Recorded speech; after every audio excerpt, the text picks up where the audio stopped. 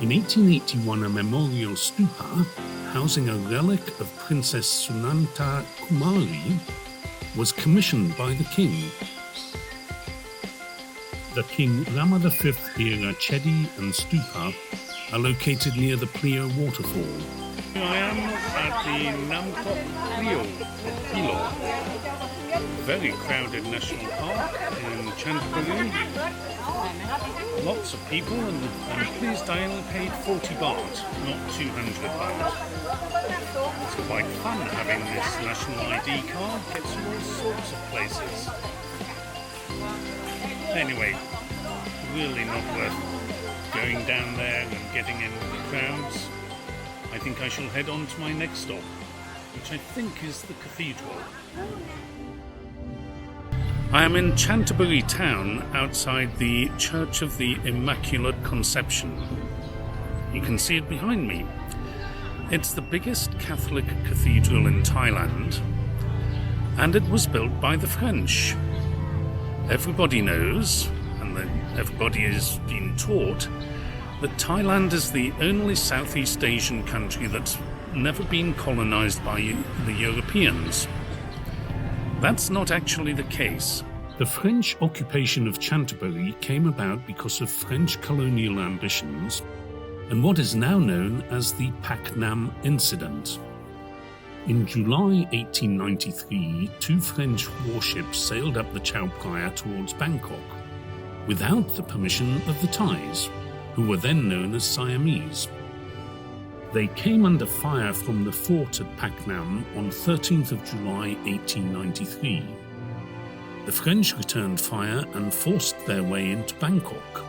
With guns trained on the Grand Palace in Bangkok, the French delivered an ultimatum to the Siamese to hand over the territory east of the Mekong and withdraw their garrisons, and to pay an indemnity of 3 million francs in reparation for the fighting at Pak Nam. In the end, the Siamese submitted fully to the French conditions after finding no support from the British. The Siamese had banked on the historical enmity between the British and the French. We've always been at war.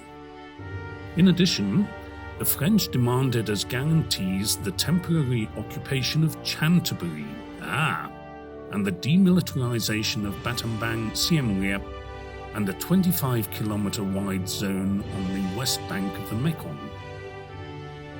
The conflict led to the Franco-Siamese Treaty on 3rd of October 1893.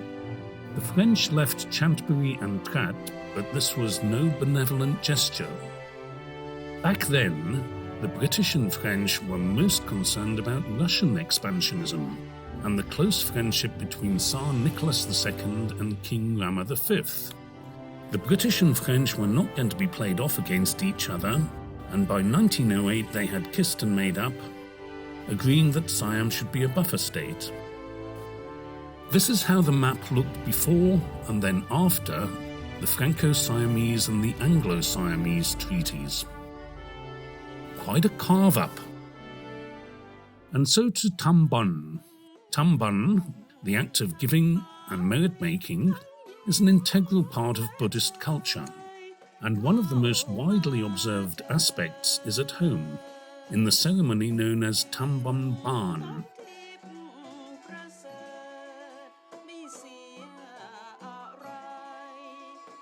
At a Tambun Ban, a group of monks, always in an odd number, visit the house to bestow a blessing. Such blessings are by no means restricted to just a house, with anything from a car, motorbike, or new business also more than eligible.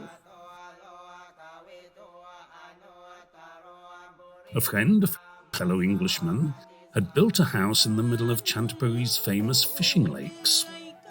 Well, maybe they're not that famous, but they're fishing lakes anyway. And it was time for the monks to come and bless the place. There was great excitement among all of the neighbours, especially when the drone was let loose. A real mix of Europeans and Thais, which is probably quite appropriate given the history of Chanthaburi province.